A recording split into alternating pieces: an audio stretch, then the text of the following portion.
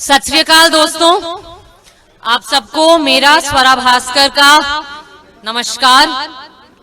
सबसे पहले माफी चाहूंगी कि मेरी पंजाबी बिल्कुल भी अच्छी नहीं है कि मैं आपसे पंजाबी में गल कर सकूं, तो मैं हिंदी में बात करूंगी।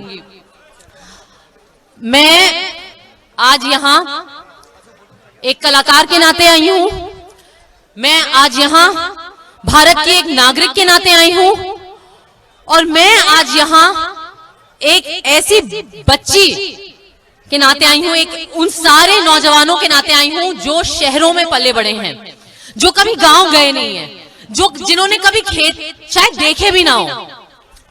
मुझसे अक्सर लोगों ने पूछा कि तुम्हें ऐसी क्या चुल मची है कि तुम्हारा क्या लेना देना है इन किसान के आंदोलन से, कि ये जो किसान विरोध में बैठे हैं दिल्ली में अलग अलग जगहों से, जो पंजाब, जो हरियाणा और जो भारत के अलग अलग हिस्सों से आए हैं, इनसे तुम्हारा क्या लेना देना है। इस सवाल, अच्छा सवाल है, जायज सवाल है। इस सवाल का जवाब मुझे सिंघू बॉर्डर पे एक माई ने दिया था, जो पंजाब से आई थी, अपने जमीन छोड़कर, अपनी खेती छोड़कर, अपना चूल्हा छोड़कर, अपना घर छोड़कर, दिल्ली की कड़कती ठंड में अपने हक की लड़ाई में आप सबके साथ शामिल होने के लिए। मैं ऐसे ही बैठी हुई थी और भाषण सुन रही थी। उन्होंने मेरी तरफ देखा और कहा, क्या करने आई हो? मैंने कहा देखने। तो उन्होंने कहा कि खेत में गई हो कभी? मैंने कहा नहीं। उन्होंने कहा किसानी से नाता है तुम्हारा कोई? मैं कंफ्यूज हो गई। मैंने कहा नहीं। फिर उन्होंने एक बात कही मुझे जो सीधे मेरे दिल में घुस गई। उन्होंने कहा रोटी से नाता है? मैंने कहा हाँ। का यही है नाता किसानी से तुम्हारा, क्योंकि तुम्हारा रोटी से नाता है। और इस देश में एक ऐसा आदमी नहीं है, चाहे वो अमीर से अमीर आदमी हो, चाहे वो प्रधानमंत्री हो, चाहे वो भिखारी हो, जो कह सके कि रोटी से नाता नहीं है, हमारा चावल से नाता नहीं है। इसलिए आपकी ये लड़ाई सिर्फ आपकी नहीं, हम सबकी लड़ाई है। और मैं तहे दिल से इस देश के हर नागरिक की तरफ से आपका शुक्रिया अदा करना चाह रही हूं कि आप अपनी लड़ाई नहीं, आप हमारी लड़ाई भी लड़ रहे हो। आज मैं यहां खड़ी बेहद शर्मिंदा हूं। मैं शर्मिंदा हूं कि हम एक ऐसा देश, एक ऐसा समाज बन गए हैं जहां हम अपने बड़े बुजुर्गों की सेवा करने के बजाय, उनकी इज्जत करने के बजाय, उनको यहां सड़कों पे लाके मजबूर कर दिया है हमने कि वो ठंड में, कड़कती हुई ठंड में अपने दिन और रात काटें। और हम इतने बेशर्म हो गए हैं, एक देश के नाते, एक समाज के नाते हम इतने बेशर्म हो गए हैं कि हमें बुरा लगे इस बात का, हमें कोई पीड़ा हो इस बात की, वो तो दूर, हमें अहंकार ये है कि हमें ये लग रहा है कि आपको समझ ही नहीं आ रहा आपकी अपनी खुद की लड़ाई। हमें ये लग रहा है कि वो लोग, वो माइयां, वो हमारे पिताजी, किसान अन्नदाता होता है। अगर देश माँ है तो किसान हमारा पिता होता है, क्योंकि वो हमारी प्लेट पे खाना रखता है। हम इतने अहंकारी हो गए कि हम ये बात भूल गए। हमें ये लगता है कि जो लोग खेत में दिन रात पसीना बहा रहे हैं, हमें उनसे ज्यादा उनके फायदे की समझ है। मैं शर्मिंदा हूं कि हम इतने अहंकारी देश हैं। मैं शर्मिंदा हूं कि हमारी हर पार्टी में पंजाब की संस्कृति से निकला भंगड़ा बजता है। मैं शर्मिंदा हूं कि मेरी रोजी रोटी जिस इंडस्ट्री से चलती है, हमारी हर शूट, हर दूसरी तीसरी फिल्म की शूट पंजाब में होती है।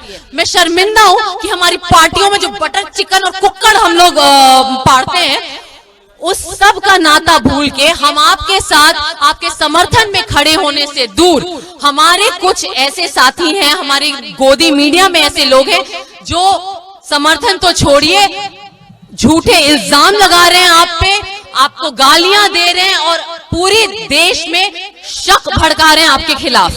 मैं इन सब लोगों की तरफ से हाथ जोड़ के आज माफी मांगना चाहती हूं। मैं सिर्फ माफी मांगने आई हूं यहाँ पे। और मैं इस मंच के माध्यम से आपको तो खैर क्या ही संदेश दूं, मेरी कोई औकात नहीं है, लेकिन मैं भारत के बाकी लोगों को जरूर इस मंच के माध्यम से एक संदेश देना चाहती हूँ। मैं उन्हें ये याद दिलाना चाहती हूँ कि हर बार जब आप किसान का अनादर करते हैं, हर बार जब आप किसान को गाली देते हैं, हर बार जब आप पंजाब या हरियाणा को गाली देते हैं, आप इस देश को गाली दे रहे हैं। इस देश के झंडे के जो रंग हैं वो पंजाब के रंग हैं। इस देश के झंडे में जो भगवा है वो पंजाब के बलिदान का रंग है।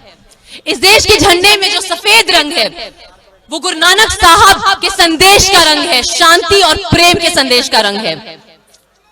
इस देश, सत श्री अकाल, इस देश के झंडे में जो हरा रंग है वो आपके दुपट्टे का रंग है, आपकी पगड़ी का रंग है, वो हरित क्रांति का रंग है। इस देश के झंडे में जो नीला है वो निहंग सिखों के जज्बे का रंग है।